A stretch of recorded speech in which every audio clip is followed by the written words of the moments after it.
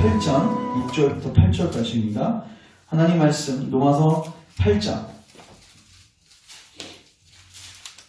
6절부터 8절까지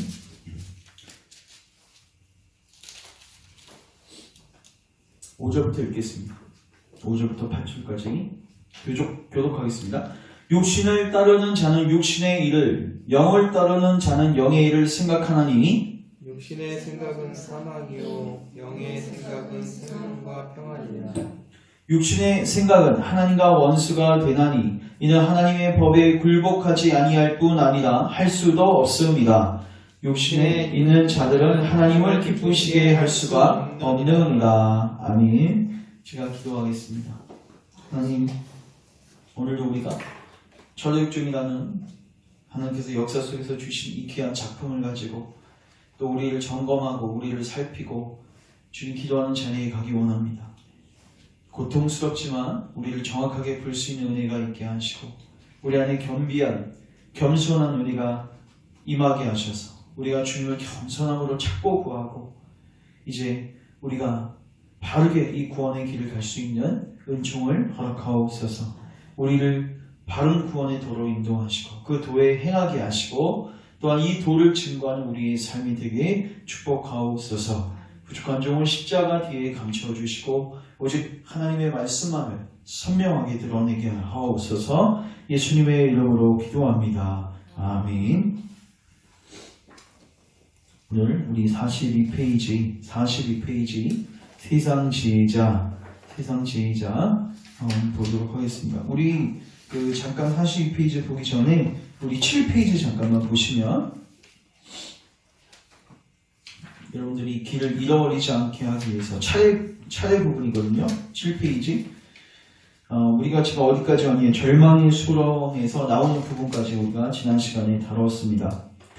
우리가 1번 영적으로 깨어나는 죄인, 우리가 하나님을 만나는 이 순례의 여정 속에서 가장 먼저 일어나는 단계가 이 영적으로 깨어나는 각성의 단계다.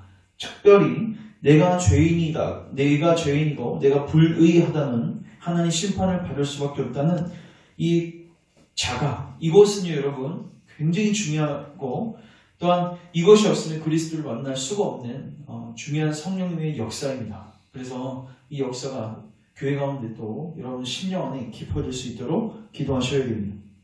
그렇게 영적으로 깨어난 죄인에게 하는 전도자를 붙여주시죠. 2번. 그래서 전도자는 좁은 문을 향하여 나아가라고 이야기합니다. 그러니까 이 전도자는 자기의 생각대로 이야기하는 자가 아니라 말씀을 가지고 계속해서 크리스천을 이렇게 인도해가는 하나님의 바른 사역자를 의미하죠.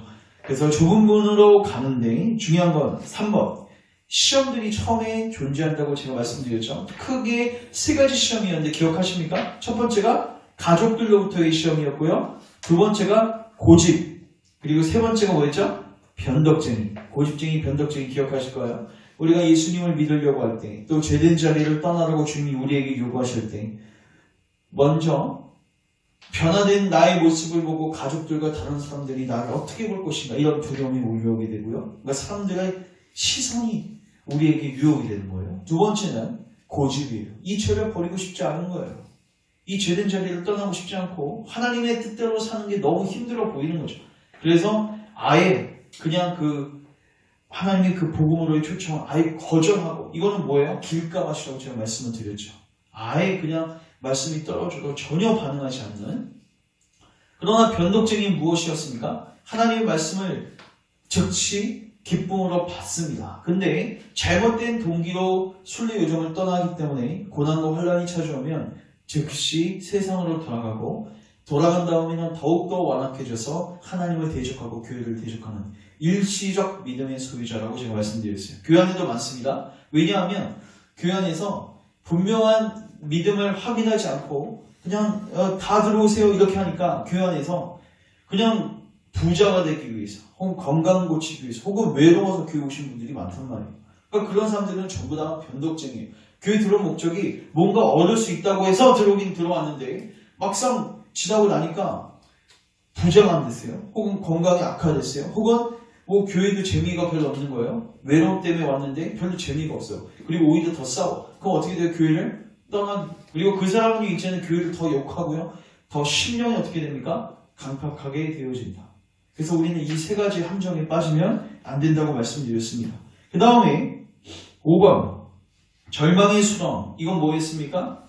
변덕쟁이하고 잠깐 동행하게 되죠. 그러니까 대화를 너무 많이 하다 보면요, 우리가 영적으로 부주의하게 돼요. 맞죠? 저도 사람을 좋아해가지고 교제를 하다 보면 당연히 기도하는 시간 줄어들게 되고, 그렇다 보면 어떻게 돼요? 실수를 많이 하게 되고, 또 경건의 능력, 또 거룩의 삶을 잃어버리게 돼요. 그래서 우리는 늘 하나님과 교제하는 이 은혜 수단들을 힘써야 됩니다. 이 크리스천도 그거를 잊고 그냥 사람하고 대화를 나누다가, 그리고 그것도 경건한 사람하고 대화를 나누는 게 아니라 거의 불신자 방불하고 변덕쟁이하고 대화를 나누다가 절망의 수렁에 푹 빠져버리죠. 이 절망의 수렁은요, 우리가 예수님을 믿을 때 처음에 다가오는, 물론 계속 다가오셨지만 특별히 초창기에 다가오는 시험인데, 바로 절망이라는 말에서 알 수 있듯이 우리가 이 순례 여정을 갈 때 율법을 통해서 죄된 각성이 있지 않습니까? 그러면 이런 마음이 우리 안에 불쑥 올라오게 됩니다. 내가 과연 이러한 자인데 구원받을 수 있을까? 내가 이러한 죄를 졌는데 하나님의 은혜와 사랑을 받을 수 있을까? 이러한 절망이 우리에게 찾아오게 되죠. 그런데요, 이 크리스천은요, 이 절망의 수렁에서 나오게 되죠. 어떻게 나오게 되었죠? 이거는 36페이지 잠깐 가보시면 어떻게 나오게 됩니까? 어떻게 나오게 되는지 모르세요? 일단 도움을 받죠? 도움이라는 사람을 하나님 붙여주세요. 맞죠? 그리고 특별히 이 절망의 수렁 한가운데는요, 뭐가 있냐면요, 디딤돌들이 있습니다. 디딤돌. 여러분, 그 모래사장 같은 데 빠지면 못 나오죠? 왜요? 못 나오죠? 디딤돌이 없잖아요. 맞죠? 근데 여기서 보이진 않아요, 잘. 근데 디딤돌이 있어요. 이 디딤돌은 하나님 뭐냐면 약속이에요. 제가 아까 그 마지막에 성령을 부어달라고 기도할 때도 그냥 막무가내로 기도한 게 아니라 하나님 뭐 하셨어요? 이사야 44장 제가 3절을 아까 읽었습니다. 그 약속을 뭐 한 거예요? 붙든 거예요. 그게 뭐냐면 디딤돌을 이렇게 딱 밟아버린 거예요. 그 약속을 우리가 잊고 살면 어떻게 됩니까? 우리 주변에 있는 우리 가족들, 또 교회, 또 조국교회 모습 보면서 한탄하게 되죠. 절망이 찾아오게 되는 거죠. 내 자신의 모습을 보면서 절망하게 되는 거죠. 그때 여러분들이 해야 할 역할이 뭐냐? 빨리 약속의 말씀을 붙들어야 돼요. 그리고 거기서 나와야 됩니다.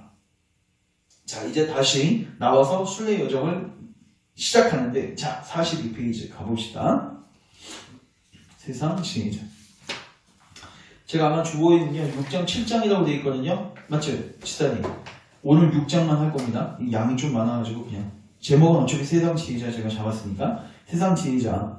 자, 우리 그 앞에 있는 보라색 부분 같이 한번 읽겠습니다. 시작. 절망의 수렁에서 빠져나온 크리스천을 알아본 세상 지혜자는 그에게 쉽고 편하게 믿을 수 있는 길을 지시한다. 제가 큰 그림을 먼저 그려드립니다. 저를 주목하십시오. 이게 뭐냐면요, 예수님을 믿어야 돼요. 맞죠? 근데요, 세상 지혜자가 나오거든요. 이 세상 지혜자가 이렇게 유혹합니다. 두 가지 부분에서 유혹하는데, 하나는요, 네 죄짐을 쉽게 여겨라. 네 지금 죄짐 때문에 힘들어하는데 그거 그렇게 크게 생각하지 마. 자, 이게 뭐냐면요, 인간의 전적 타락 교리를 부정하는 사람입니다. 인간의 뭐를 부정한다고요? 전적 타락 교리. 그러니까 죄를 가볍게 여겨요. 야, 너 그거 괜찮아. 너 그렇게 큰 문제 아니야. 오늘날의 한국교회, 특별히 심리학이 교회 안에 많이 들어오면서 이러한 부분들이 있어요. 그러니까 쉽게 말해서 성도들이 이렇게 지체들이 처음에 교회 들어오잖아요. 그러면 죄 얘기를 별로 하지 않고 이 사람이 죄에 대한 질병에 대한 얘기를 하지 않습니다. 했다가는 어떻게 돼요? 두려워하고 또 부담스러워하고, 그래서 교회를 떠난다고 하는 거예요. 그래서 어떻게 해요? 최소한합니다. 죄에 대해서 거의 얘기하지 않습니다. 그러면 어떻게 해요? 하나님은 당신을 사랑하십니다. 원래는 어떻게 선포해야 돼요? 당신은 죄인이고 지금 하나님과의 원수관계에 있으면 하나님의 심판이 당신 머리 위에 있습니다. 이렇게 선포해야 되는데 이런 부분들을 언급하지 않습니다. 그래서 죄에 대하여 가볍게 여기는 이게 바로 세상 지혜자가 유혹하는 건데, 자, 보십시오. 그러면 죄에 대해서 가볍게 여기면 반드시 나타나는 현상 중에 하나가 뭐냐면요. 그리스도를 가치 있게 여길까요? 그렇지 않죠? 여러분 보십시오. 죄에 대한 문제를 우리가 심각하게 여기면 야, 내가 감기가 아니라 이게 암덩어리다. 그러면 여러분 의사를 의지하겠죠.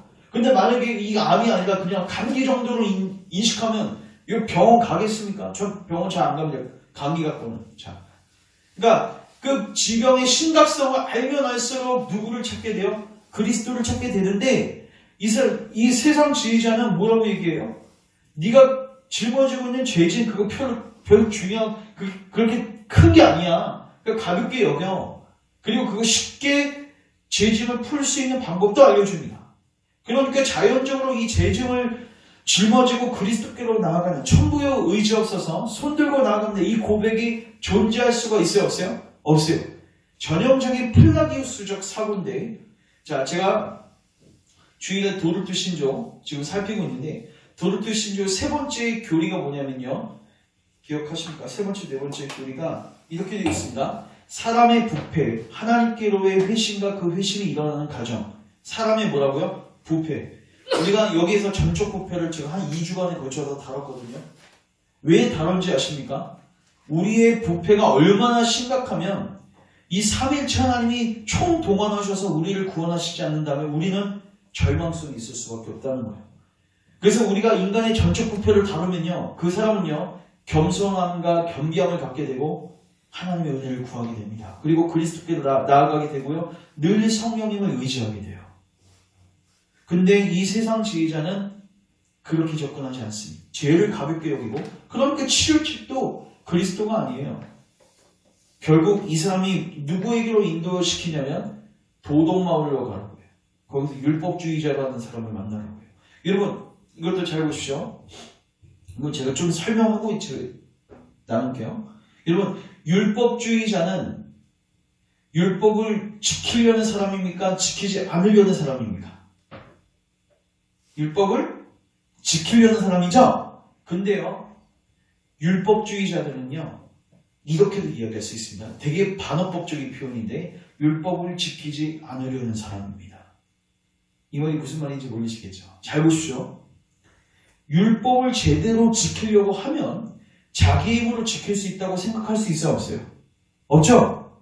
마음으로부터 하나님의 계명을 지키려고 정말로 노력하는 사람이라면 율법주의자처럼 내가 지켜봐야겠다 이렇게 나아갈 수 있을까요?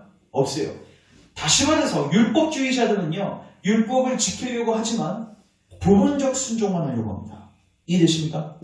그러니까 하나님의 계명을 완벽하게 지키려고 하지 않고 부분적으로 자기가 지킬 수 있는 것만 그리고 다른 사람들과 비교해 봤을 때 어느 정도 우월감을 가질 수 있는 정도로만 뭐 하는 거예요? 율법을 지키는 거예요. 그래서 율법주의자들은요 사실 마음을 보거나 또 다른 영역들을 보면요 윤리적으로든 도덕적으로든 정말 형편없습니다. 그래서 율법주의자들은 율법을 지키려고 하는 것 같으면서도 사실 율법을 뭐하는 자들이나 무시하는 자들이다. 왜요? 율법을 진짜로 소중히 열고 율법을 진짜로 지키려고 했다면 절대로 그 자리로 갈 수가 없어요. 엎드려야죠. 하나님 내 이 율법 지킬 수 없습니다. 오라 나는 공부한 자입니다. 이 고백이 나와야 된단 말이에요. 그래서 이 세상 지혜자들, 이 도덕마을에 있는 율법주의자들 간에 우리로 하여금 쉬운 길을 택하게 만드는 거예요. 죄도 쉽게 여기고 그리스도도 믿지 않게 만들고 네가 율법주의적인 노력으로 대충 신앙생활하면 구원받게 만드는 굉장히 쉬워 보이죠. 우리 힘으로 할 수 있으니까. 근데요 절망입니다. 자유는 없어요. 여기 안에서. 자 우리 같이 한번 보도록 합니다. 자 혼자 쓸쓸히 걸어가던 크리스천은 자신을 만나기 위해 멀리 평원을 건너오는 사람을 발견했다. 우연히 두 사람은 길에서 서로 마주치게 되었다. 크리스천을 만난 그 신사의 이름은 이거 동그라미 치시면 좋을 것 같아요. 세상 지혜자였다. 그리고 그 사람은 어디서 왔습니까? 육신의 정체. 도시 이름이 뭐예요? 육신의 정체. 오늘 우리가 로마서 8장 읽었는데 육신의 생각은 하나님과 원수가 되나니 하나님의 법에 굴복하지 않는데요. 다시 말해서 육신이라는 것은 인간의 부패성, 죄성을 의미하는데, 다시 말해서 이 세상 지혜자는 하나님의 법대로 신앙생활하는 게 아니라 육신의 부패성과 죄성으로서 거기로부터 나오는 모든 잡다한 생각들로서 신앙생활하는 사람이에요. 그리고 이 육신의 정책이라는 도시에 살았는데 크리스천이 떠난 곳에서 매우 가까운 곳이었다. 세상 지혜자는 크리스천을 만나자 그가 크리스천일 것이라고 어렴풋이 눈치를 챘다. 왜냐하면 크리스천이 멸망의 도시를 떠난 것이 그가 살았던 도성에서나 다른 동네의 화제거리가 되어서 온통 시끄럽기 때문이다. 따라서 세상 지혜자는 크리스천이 힘겹게 걸어가는 모습과 한숨을 내쉬며 괴로워하는 모습을 보면서 그가 크리스천일 것이라고 추측하며 말을 걸기 시작했다. 자, 이제부터 주목하십시오. 세상 지혜자. 친구요, 그렇게 무거운 짐을 지고 어디로 가는 겁니까? 자, 여기 무거운 짐 동그라미 치세요. 이게 전형적인 유혹하는 방법인데, 여러분 무거운 짐을 부각시키고 있죠? 여러분 창세기 3장의 문 찾지 마시고 뱀이 하와를 유혹할 때 어떻게 유혹하는지 아십니까? 하나님의 계명을 지킬 때 네가 얼마나 무겁게 되어지는지, 힘들게 되어지는지. 여러분 하나님이요, 따먹지 말라는 거 딱 하나였어요. 맞죠? 전부 다 따먹어도 된대요. 이거 얼마나 복입니까? 맞죠? 그리고 따먹지 않는 것도 하나님과 우리 사이의 관계를 보여주는 우리의 교육적 기능을 감당하는 성내전적인 나무예요. 축복의 나무란 말이에요. 맞죠? 근데 사단은 딱 와서 어떻게 얘기합니까? 야, 하나님이 전부 다 먹지 말라고 하시더냐? 이게 뭐예요? 벌써 하나님에 대한 부정적인 생각을 넣어주고, 그러니까 지금 이 세상 지혜자도 딱 와서 뭐 하는 거예요? 야, 너 왜 이렇게 힘들게 신앙생활해? 야, 이것을 명령하신 분이 하나님이시라고? 무거운 짐을 지고 좁은 길로 가라고 하나님 명령하셨다고? 이게 뭐예요? 궁금해서 물어본 겁니까? 아니죠. 부정적 생각을 집어넣는 거예요. 오늘날에도요, 죄로 인해서 자각이 있는 지체들에게 어떤 지체들은 와서 이렇게 얘기합니다. 너 그렇게 신앙생활하지 마. 그렇게 힘들어할 필요 없어. 자유해, 그냥. 평안해. 그리스도 안에서의 평안을 얘기하지는 않습니다. 그냥 뭐 하래요? 평안해. 그리고 마치 무거운 짐을 지고 고난의 길을 걸어가는 것을 잘못된 것이냐. 그리고 이렇게 하는 것은 결국 하나님께서 옹졸하신 분이시고, 그래서 그런 하나님은 뭐 하라는 거예요? 걷어치우고, 솔직하게 말하면 이런 겁니다. 네 자신의 하나님을 만들라는 겁니다. 여러분 성경의 하나님은 반드시 좋은 길로 가라고 말씀하시죠? 죄를 쉽게 여기지 말라고 하시죠? 그래서 세상 지혜자는요, 더 적극적으로, 이건 되게 미묘하게 유혹하는 거지만 적극적으로 이렇게 유혹하는 겁니다. 야, 좁은 길로 가라는 하나님, 무거운 짐을 지고 일단은 가라고 하는 하나님, 죄를 쉽게 여기지 말라는 하나님, 그 하나님 집어치우고 너 그 무거운 짐 이제 내구나. 그리고 네 길을 걸어. 네만의 하나님을 만들어서, 죄를 쉽게 여기는 그 하나님을 만들어서 쉽게 신앙생활을 하고 유혹한 거예요. 그랬더니 크리스천, 무거운 짐이다, 이렇게 대답하죠. 무거운 짐이다. 정말로 내가 생각하기에도 저처럼 불쌍한 존재는 없을 것입니다. 저에게 어디로 가느냐고 물으셨는데 대답해 드리죠. 선생님, 저는 저쪽의 좁은 문을 향해 가고 있습니다. 왜냐하면 그곳에서 내 무거운 짐을 벗을 수 있는 방법을 가르쳐주는 사람이 있다는 말을 들었기 때문입니다. 당신에게 아내와 자녀들이 있습니까? 세상 지혜자가 아내와 자녀들 얘기하죠. 이것도 동그라미 치세요. 자, 두 번째 어떻게 유혹합니까? 처음에 무거운 짐으로 유혹했죠? 이게 뭐예요? 야, 너 그렇게 힘든 길을 가냐? 그러면서 두 번째, 이거 통하지 않으니까. 왜요? 무거운 짐을 벗으려고 좁은 문을 간다는 그 고백이 확고하니까 이제는 어떻게 유혹해요? 너 아내와 자녀들 있습니까? 이게 뭐예요? 야, 너 그 길 가면 네 가족들 어떻게 해? 지금 이 크리스찬은요, 이 순의 여정을 지금 떠난 지 얼마 되지 않았습니다. 맞죠? 첫 번째 유혹이 뭐였어요? 가족으로부터 유혹이 오죠? 그의 약점을 너무나도 잘 아는 거예요. 그러니까 그걸 집요하게 붙잡고 너 순례 여정 가지 말라는 거예요. 쉬운 길로 가라는 거죠. 그랬더니 크리스천, 예, 있습니다. 그러나 이 무거운 짐을 지고 난 후에는 예전처럼 그들과 즐거움을 나눌 수가 없습니다. 제가 생각하건대 지금 저에게는 가족이 없는 것과 마찬가지입니다. 이것도 이제 통하지 않는 거예요. 가족이 있어요. 근데 대화가 안 통한대요. 그래서 갈 수도 없대요. 이제는 다른 길을 갈 수밖에 없다는 거죠. 이렇게 딱 부러지게 얘기를 하는 거죠. 그랬더니 세상 지혜자가 만약 내가 당신에게 조언을 드린다면 내 말을 듣겠습니까? 크리스천, 만약 충고가 선하다면 듣겠습니다. 저는 좋은 충고가 필요합니다. 세상 지혜자, 자, 내가 당신에게 충고하겠습니다. 여기는 같이 한번 읽어볼게요. 시작. 지금 당장 당신의 짐을 벗어버리십시오. 왜냐하면 짐을 벗어버리기 전까지 당신의 마음은 편하지 않을 것이며 하나님께서 당신에게 지금까지 베풀어 주신 축복의 혜택들을 즐길 수도 없기 때문입니다. 자, 이게 뭐냐면요. 여기서 보시면 여기 줄 치시면 좋을 것 같아요. 지금 당장 이거 줄 치세요. 여러분 지금 당장 제가 이거 말씀드리니까 여러분 무엇이 생각나십니까? 쉬운 복음 전도 방법 기억나시죠? 다 교회 따왔습니다. 당신 어디 사십니까? 네, 어디 삽니다. 당신 이름 뭡니까? 누구 속이러 왔습니까? 네, 누구 아무개 속이러 왔습니다. 당신은 죄인입니다. 근데 하나님 당신을 사랑하십니다. 예수님 믿겠습니까? 예, 믿겠습니다. 그러면 당신은 지금 당장 자유케 된 것입니다. 지금 당장. 맞죠? 정말 예수님을 진짜 믿으면 그 당장 어떻게 됩니까? 의롭다함을 받죠? 근데 그 구원의 체험이 지금 있습니까? 없습니까? 없어요. 그리고 정확한 체험을 제시한 것도 아니에요. 뭐예요? 죄짐을 벗어버리고 율법주의로 가래요. 네 스스로의 힘으로 구원할 수 있는 길로 가래요. 여러분 이게 맞는 말입니까?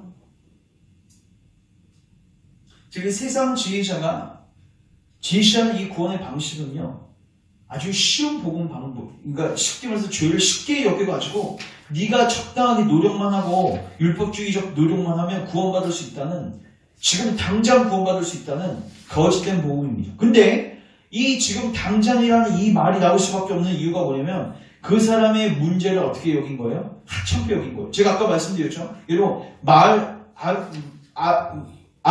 말기 환자한테 그냥 적당하게 뭐 수액 좀 맞춰준다면 지금 당장 나을 것입니다. 이렇게 얘기할 수 없죠.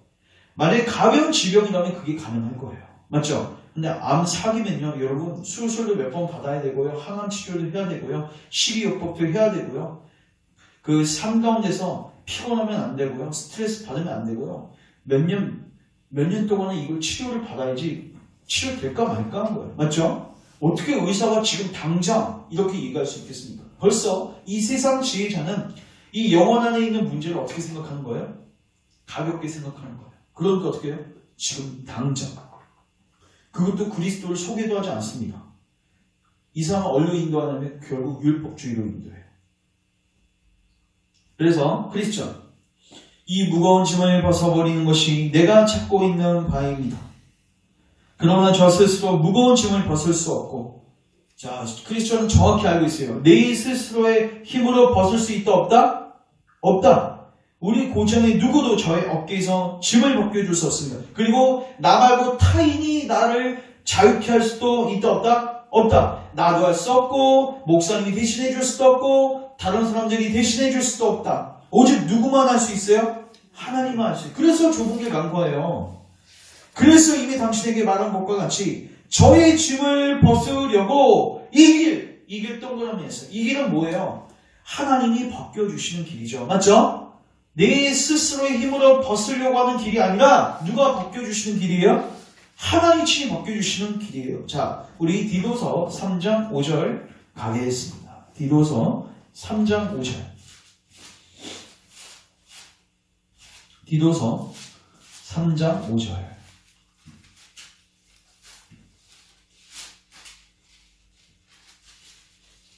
디도서는 신약성경 350페이지에 있습니다.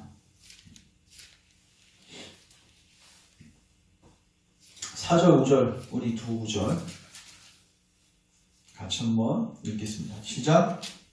우리 구주 하나님의 자비와 사람 사랑하심이 나타날 때 우리를 구원하시되 우리가 행한 바 의로운 행위로 말미암지 아니하고 오직 그의 긍휼하심을 따라 중생의 시승과 성령의 새롭게 하심으로 하셨나니. 따라하세요. 중생의 시승, 성령의 새롭게 하심. 누가 씻어주셔야 돼요? 성령님이 씻어주셔야 되죠. 우리의 구원의 구속도 그리스도께서 마련하셨지만 그 구속의 피로 우리를 씻으시는 분들 누구세요? 성령님이세요. 그리고 성령님이 씻으실 때 누구는 잘라서 씻어주신 게 아니라 여기 보면 왜 씻어주신대요? 그의 긍휼하심을 따라. 긍휼하심을 따라. 이게 뭐예요? 우리는 우리 스스로의 짐을 우리 스스로 벗어낼 수 있어요? 없어요? 없습니다. 지금 당장 벗어내십시오. 이런 말을 할 자격이 없단 말이에요. 목회자가. 이 말을 할 수 있는 분은 삼위일체 하나님밖에 없으십니다. 그래서 지금 크리스천이 사실 바른 길을 가고 있는 거예요. 벗으려고 이 길을 가고 있는데 지금 세상지혜자가 뭐래요? 유혹하는 거예요. 자, 이제 세상지혜자. 자, 다시 봅시다. 이 길로 가면 당신의 짐을 벗을 수 있다고 말하는 사람이 누구입니까? 누구였어요, 여러분? 전도자였죠? 자, 다시 한번 세상지혜자. 여러분들이 읽으십시오. 시작. 이 길로 가면 당신의 짐을 벗을 수 있다고 말하는 사람이 누구입니까? 누구였다고요? 전도자. 크리스천이 이렇게 얘기했죠. 저에게 나타난 분은 매우 훌륭하고 존경스러운 분이었습니다. 내가 기억하기에 그분의 이름은 전도자였습니다. 그러니까 세상 지혜자가 나는 그렇게 조언한 그 자를 뭐 할 수밖에 없다? 저주할 수밖에 없다. 자, 저를 주목하시면 거짓 가르침을 가르치는 사람들의 전형적인 특징이요. 참된 가르침을 가진 사람을 인격적으로 무시하고 그 사람을 넘어뜨립니다. 대표적인 사람이 누구였는지 아시죠? 누구였어요? 사도 바울이었습니다. 여러분, 사도 바울이요, 서신서를 보면요, 복음만 변하는 게 아니라 뭐를 변하는지 아십니까? 자기의 사도직을 변해요. 왜 변했냐면요, 그 당시 유대인들이요, 이제 예수님을 믿고 기독교로 들어왔지만 아직 유대교적 사고에 빠져가지고 사도 바울이 전하는 은혜의 복음을 박해 있어요. 근데 박해도 계속 이게 퍼져나가니까 쓰는 방법이 뭔지 아세요? 사도 바울 저놈은 사도가 아니야. 쟤는 뭐다? 이단이야. 여러분, 오늘날 참된 복음의 가르침을 선포하시는 목사님들을 이단으로 내몰고 있는 거짓 선지자들이 많습니다. 그러니까 그분의 가르침을 무너뜨리기 위해서 그 자를 뭐 해야 돼요? 그 사람을 끌어내려야 되거든요. 그러니까 전형적으로 거짓 선지자들은 참된 선지자들을 뭐합니까? 박혀들어요. 구약시대 때도요, 거짓 선지자가 훨씬 많았죠. 이사야, 예레미야 이런 사람들 아주 고생 많았죠. 박해하고 죽이기도 하고. 자, 그래서 세상지혜자 다시 보십시오. 나는 그렇게 조언한 그 자를 저주할 수밖에 없습니다. 그가 당신에게 지시해 준 길은 이 세상 어떤 길보다도 위험하고 힘든 길입니다. 만일 당신이 그 자의 조언을 따른다면 곧 알게 될 것입니다. 내가 보기에 당신은 이미 어려움을 만났을 것입니다. 왜냐하면 절망의 수렁에 진흙이 당신에게 묻어있는 것을 보았기 때문입니다. 야, 이 정도 되면 혹 하고 넘어갈 수 있겠죠? 당신 지금 절망의 진흙에서 고생했잖아요. 이거 반복될 거거든. 그 전도주의 말 왜 들었어 이거예요. 그러나 절망의 수렁 이 길을 가고자 하는 자에게 일어날 슬픔의 시작에 불과합니다. 계속 부정주기 얘기하는 거예요. 내가 당신보다 나이도 많으니 내 말을 들으십시오. 당신이 이 길을 계속하면 피곤하게 되고 고통, 굶주림, 공포, 헐벗음, 시퍼런 칼날, 사자들, 용, 암흑 등 한 마리로 말해서 죽음 그 자체를 만나게 될 것입니다. 이것은 많은 증언으로 확인된 분명한 사실입니다. 왜 낯선 사람의 말을 듣고 자신을 그렇게 부주의하게 내던집니까? 이게 첫 번째. 그래서 세상 지혜자, 즉 거짓 선지자들은요, 우리를 유혹할 때 참된 복음을 받지 못하도록 참된 복음을 선포하는 사람들을 어떻게 해요? 무너뜨리려고 노력을 해요. 자, 그렇더니 크리스천 같이 한번 읽겠습니다. 시작. 왜냐고요? 제 등 뒤에 있는 짐은 선생님이 언급한 모든 것보다 훨씬 무거운 것입니다. 지혜 중에서 구원을 얻을 수만 있다면 이 길에서 어떤 것을 만나더라도 개의치 않겠습니다. 이렇게 어려움이 있어도 왜 크리스천이 이 길을 간다고 하고 있어요? 왜요? 등에 있는 짐이 어떻다? 무겁다. 그래서 나는 포기할 수가 있다 없다? 없다. 어렵더라도 난 갈 수밖에 없어요. 그랬더니 세상 지혜자가 두 번째로 유혹하는 게 뭐냐면요. 이렇게 유혹합니다. 처음에 어떻게 해서 이 짐을 지게 되었습니까? 이 책을 읽으면서. 이 책이 어떤 책이에요? 성경책이죠. 성경책을 읽지 않았으면 죄를 몰랐을 거 아닙니까? 맞죠? 자, 세상 지혜자가 보십시오. 네, 그럴 것이라고 생각했었어. 다른 연약한 사람에게 일어난 것과 같이 당신에게도 일어난 것입니다. 자신에게 맞지 않는 너무 높은 것들에, 자, 줄 치세요. 자신에게 맞지 않는 너무 높은 것들에 대해.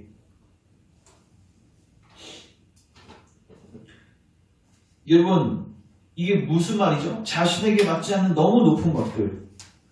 여러분, 제가 묻겠습니다. 제가 지금 SRS 그 신학대학원에서 지금 공부를 하고 있는데, 제가 이번 학기 과목 중에서 토마스 왓슨의 10계명 강의를 듣고 있는데, 지금 벌써 8계명까지 이제 들었는데, 8계명이 도둑질하지 말라잖아요.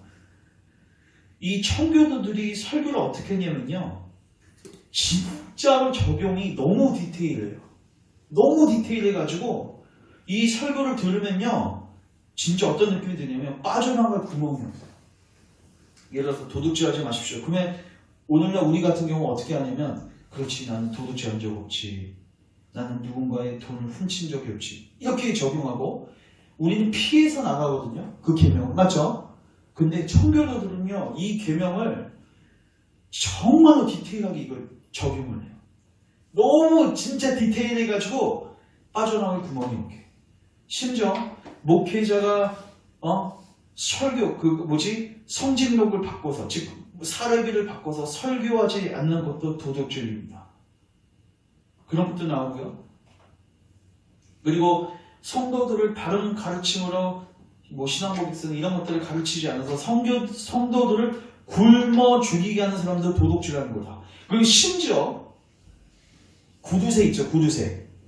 인색한 사람. 특별히 그 사람들은요, 다른 사람들한테도 인색하지만 누구에게도 인색하냐면 자기 자신에게도. 특별히 누구에게 인색하죠? 가족들에게. 그래서 이렇게 얘기해요.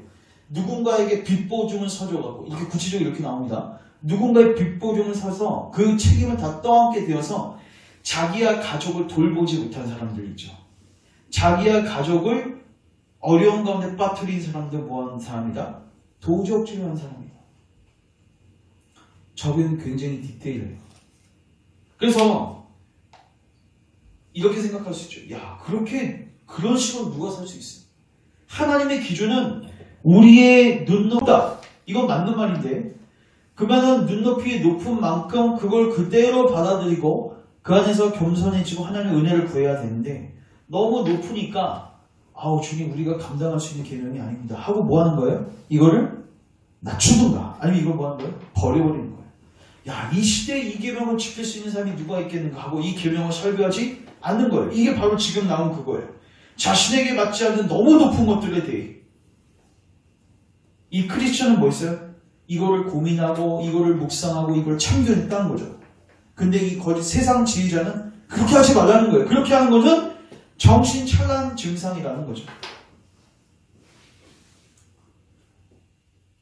저는 그래서 우리 안에 이게 필요하다고 봅니다. 율법을 정직하게, 그리고 있는 그대로 받아들이고 우리에게 적용하고. 그러면요, 여러분, 진짜로 불신자들이 보면요, 정신착란 증상처럼 보이게 돼 있어요.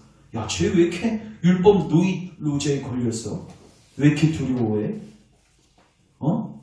쟤 너무 심한 거 아니야? 저렇게 살 수 있는 사람이 어디 있어? 이런 식으로. 자, 그러면서 이렇게 이야기합니다. 세상지. 당신에게 일어난 정신착란은 남자답지 못하게 만들 뿐만 아니라. 왜요? 죄인이라는 거는 연약해 보이잖아요. 그리고 자신이 알지도 못하는 것을 얻으려고 하는 무모한 모험을 하게 합니다. 그러니까 그리스도를 찾으려고 하는 모험을 무모한 모험이라고 지금 아주 깎아내리고 있는 거죠. 그리스도. 여러분들이 크리스천 읽어주세요. 시작. 저는 제가 얻고자 하는 것을 알고 있습니다. 그것은 제 무거운 죄짐을 벗는 것입니다. 그러니까 목표를 확고하게 잡는 게 중요해요. 맞죠? 내가 무엇을 추구하고 가고 있는지 그렇지 않으면 또 혼란스럽거든요. 그랬더니 세상 지혜자 계속해서 유혹합니다.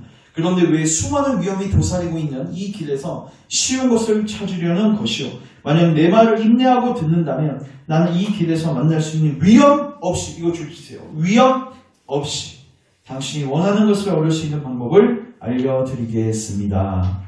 여러분, 위험 없이 얻을 수 있습니까? 위험 없이. 자, 그럼 그게 무엇일까요? 정말입니다. 그 방법은 가까이 있습니다. 당신은 이 길에서 만날 수 있는 위험 대신에 안전, 편안, 만족을 얻게 될 것입니다. 선생님 부탁합니다. 그 비밀을 저에게 알려주십시오. 자, 세상 지혜자. 저쪽 마을에, 자, 여기 도덕이라는 마을, 이거 동그라미 치세요. 그 마을의 이름이 뭐예요? 도덕이죠? 도덕. 가로 안에 작게 돼 있습니까? 선생님 보이세요?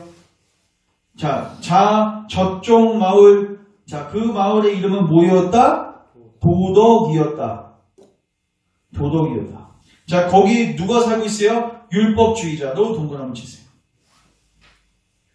율법주의자라는 신사가 살고 있습니다. 그는 판단력이 뛰어나고 좋은 평판을 얻고 있는 분입니다.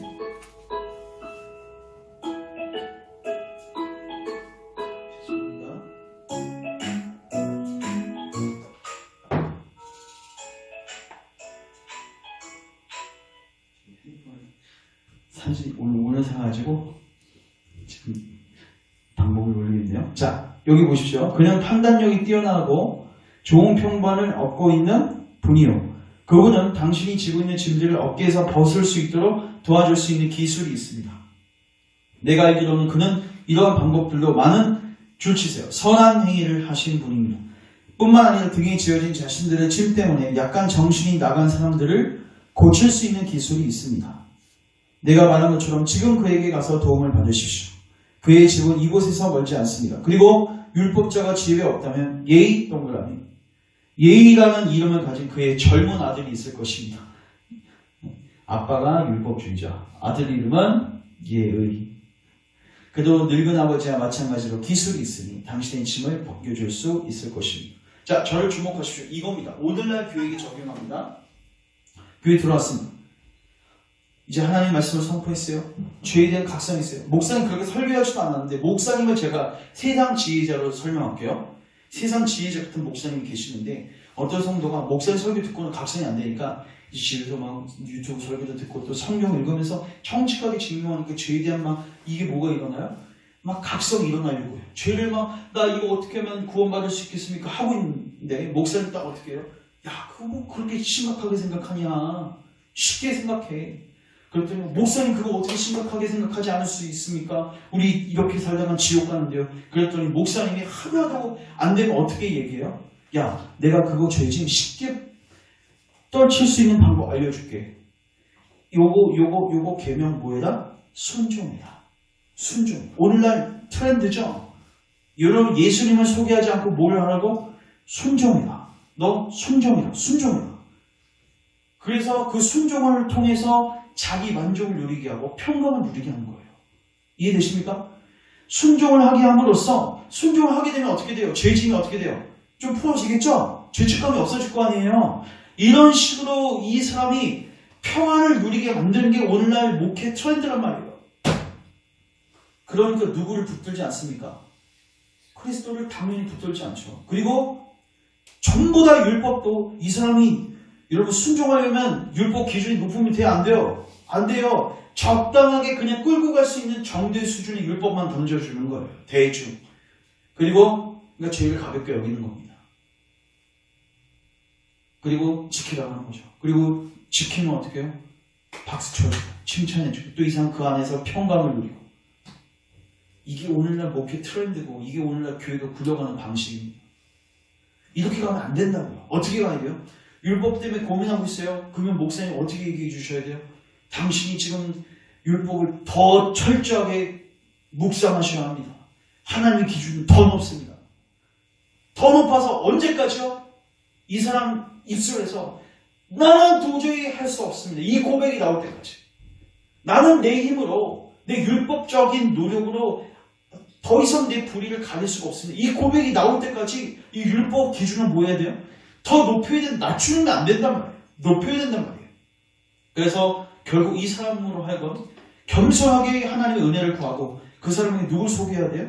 그리스도를 짠 소개해줘야 된단 말이에요. 그게 성경적 구원 방식이란 말이에요.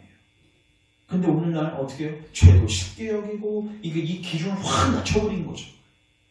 확 낮추고 이걸 지키면 구원받는다고 얘기하는 거죠. 그러니까 율법주의하고 죄를 가볍게 여기는 거 짬뽕이 돼가지고 교회 안에 트렌드가 돼서 지금 굴러가고 있는 모습들 우리는 주변에서 많이 볼 수 있을 것입니다. 사실 저도 그런 함정에 많이 빠져봤었고요. 그래서 내가 말한 것처럼 거기 부분 단락에서 시작되는 거야. 내가 말한 것처럼 지금 그에게 가서 도움을 받으십시오. 그의 집은 이곳에서 멀지 않습니다. 율법주의자가 집이 없다면 예의, 그러니까 예의를 가지면 조금 양심의 가치를 달게 되는 우리의 이 행태들을 보십시오. 우리 안에 다 있습니다. 그도 늙은 아버지와 마찬가지로 기술이 있으니 당신의 짐을 벗겨줄 수 있습니다. 이거 뭐예요? 일시적으로 벗겨줄 수는 있죠. 근데 온전히 벗겨줄 수는 없는 거죠. 그리고 당신이 과거에 살던 곳으로 돌아갈 마음이 없다면 이거 진짜 큰 유혹이에요. 당신의 아내와 아이들을 이 마을로 데리고 와서 살 수도 있습니다. 이거 줄치세요. 저는 이거 정말 중요하다고 보는데 그리고 당신이 보십시오. 지금 줄치인데 다시 한번 읽을게요. 그리고 당신이 과거에 살던 곳으로 돌아갈 마음이 없다면 당신의 아내와 아이들을 이 마을로 데리고 와서 살 수도 있습니다. 자, 이거 제가 설명합니다. 자, 저를 보십시오. 여러분들이 교회 왔어요. 죄에 대한 각성이 일어났어요. 가족들을 버리고 이제 순례 여정을 시작했습니다. 근데요, 참된 복음을 전하는 것, 죄에 대해서 철저하게 얘기하고 이 율법 문턱을 높여가지고 그리스도를 보게 만드는 이 자리는요, 여러분 가족들을 데려오면요 못 듣고 나가게 돼 있어요. 근데요, 잘 보십시오. 교회기 교회인데 율법 문턱을 확 낮춰갖고 개파 5분 전이죠. 확 낮춰갖고 그리고 어느 정도 니네들과 이거 순종만 하면 오늘날 순종 정도가 어느 정도인지 아십니까? 그냥 주일 성수 하나 예배 한번 드리는 거 이 정도 갖고 너 구원받았다는 거죠. 이 정도로 문턱을 낮춰가지고 율법을 요구해서 신앙생활 하게 만들어요. 그러면요 여러분 가족들 교회 데려오기 쉬울까요? 어려울까요? 굉장히 쉽습니다. 이런 도덕마을, 이런 율법주의자 마을은요 내가 처음에 가치관이 달라서 헤어져야 했던 그 가족들을 다 데리고 다 같이 신앙생활 할 수 있어요. 왜요? 좁은 길이 아니니까. 넓은 길이니까.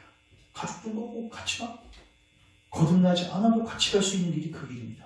넓은 길. 이거 얼마나 유혹적이겠어요. 오늘날에도 여러분 보십시오. 목사님 그렇게 하면 우리 가족들 떠날 것 같아요. 목사님 그렇게 너무 세게 얘기하시면 죄를 얘기하시면은 목사님 누가 이 메시지를 듣겠습니까? 오늘날에도 이런 유혹들이 있어요. 목사님이 그 문턱만 낮추시면 많은 사람들이 뭐 할 것이다? 더 몰려들 것이다. 우리 아빠 엄마도 올 것이다. 가족들도 올 것이다. 근데 와서 정작 넓은 길로 가는데 의미가 없는 거죠. 존버는 정말 천재인 것 같아요. 이런 거 하나하나가 다 의미는 알고 쓴 건지 아니면 우연히 쓰다가 이렇게 들어맞는 건지 모르겠지만 자 보십시오. 이제 그 다음 이곳에는 즉 도덕마을에는 자 11번 다음입니다. 이곳에는 도덕마을 이곳에는 빈 집들이 있으며 당신은 그 집들 중 하나를 적당한 가격에 살 수 있고 그리고 확신한 건데 같이 쓰네 시작 당신은 정직한 이웃들과 함께 신용과 상류 사회의 사람으로 살게 될 것입니다. 이게 뭔지 아십니까? 도덕마을에 들어오잖아요. 사람들도 나이스해요. 여러분 교회에서요 율법주의적인 사람이 많잖아요. 그러면 교회가 어떻게 되는지 아십니까? 일면 겉으로 봤을 때는 굉장히 질서정연하고 예의가 있어 보이고 맞죠? 그런 특징들이 있는 거예요. 그러니까 그런 교회 가고 싶다는 거예요. 그리스도는 잠시 망설였으나 곧 결론을 내렸다. 만약 이 신사가 말한 것이 사실이라면 그의 충고를 받아들이는 것이 현명한 처사라고 생각했다. 그리고 추가로 질문했다. 선생님, 그 정직한 선생의 집은 어느 길로 가야 합니까? 저쪽에 언덕이 보이지요. 예, 잘 보입니다. 당신은 반드시 저 언덕으로 넘어가야만 합니다. 언덕을 넘어온 첫 번째 집이 율법주의자의 집이요. 여기서 이거 하나만 줄치세요. 예, 잘 보입니다. 뭐하고 대조되죠, 여러분? 여러분, 좁은 거는 잘 보였어요? 안 보였어요? 안 보였죠? 근데요, 이 율법주의자의 유혹에 이 도덕마을은 잘 보였습니다. 이게 뭔지 아세요? 사람들이 쉽게 넘어갈 수 있는 유혹이라는 거예요. 여러분, 예수님 믿을 때 이런 유혹 많이 경험해 보셨죠? 율법주의라는 유혹에 수도 없이 우리는 우리의 힘으로 우리 죄짐을 떨쳐버리려고 수많은 노력들을 합니다. 내가 이러한 순종을 통해서, 내가 이러한 봉사를 통해서 하나님을 기쁘시게 하려는 행동들, 이게 전부 다 뭡니까? 도덕마을로 가고 있는 거예요. 그거는 잘 보여요. 우리의 본성이에요, 그게. 근데 글로 가면 어떻게 된다고요? 망한다고요. 그래서 오늘 우리가 본 이 세상 지혜자 파트, 사실 우리가 그리스도를 믿으려고 할 때 우리 안에서, 그리고 믿은 이후에도 이 성향은 계속 있습니다. 그래서 우리로 하여금 계속해서 율법을 낮추고 죄를 쉽게 여기는 풍토, 그래서 내 힘으로 그 율법을 지킬 수 있다는 교만, 그래서 그리스도를 가치 없게 여기는 이 태도들, 그래서 성령님도 의지하지 않고 하나님도 의지하지 않고 예수님도 의지하지 않아요. 나의 육체의 힘을 의지해서, 내 자기 의를 사용해서, 내 자원을 사용해서 하는 신앙생활, 오늘 우리가 많이 관찰할 수 있습니다. 오늘 우리가 기도하실 때 하나님 우리의 눈과 귀를 여셔서 이 세상 지혜자의 육신적 이 꾀임에 넘어가지 아니하고 정말 하나님의 말씀을 쫓아 좁은 길로 가서 정말 죄를 심각하게 여기고, 더 나아가서 내가 이 죄 문제를 해결할 수 없음을 겸손하게 인정하고 그리스도께로 나아갈 수 있도록 우리가 기도하고, 그리고 이제 우리가 그리스도에게로 나아가서 이 죄짐을 진짜로 벗어 던지는 여러분 되시기를 주님의 이름으로 축원합니다. 제가 기도하고 우리 같이 기도합니다. 하나님, 오늘 우리가 세상 지혜자 부분을 살펴보았습니다. 참으로 우리의 이야기이고 우리 주변에서 접할 수 있는 이야기들입니다. 주님, 먼저 우리가 죄를 쉽게 여기지 말게 하시고 우리의 원죄, 우리의 전적 타락의 부분에 있어서 성경적 지침을 정확하게 깨닫고 이제 우리가 겸손하게 천부에 의지 없어서 두 손 들고 옵니다. 이 고백을 가지고 주님께 나아가 주님 안에서 죄짐을 풀게 하옵소서. 우리 스스로의 힘으로 또 우리 주변에 있는 사람들과 환경의 힘으로 이 죄짐을 풀 수 없음을 철저하게 깨닫게 하시고 그 가운데서 낮아짐을 경험하게 하시고 주님의 은혜를 찾고 구하게 하시고 그리스도만을 붙들게 하시고 그 안에서 죄짐이 한 방에 날아가는 귀한 자유를 경험하는 우리 모든 지체들에게 축복하옵소서. 예수님의 이름으로 기도합니다. 아멘.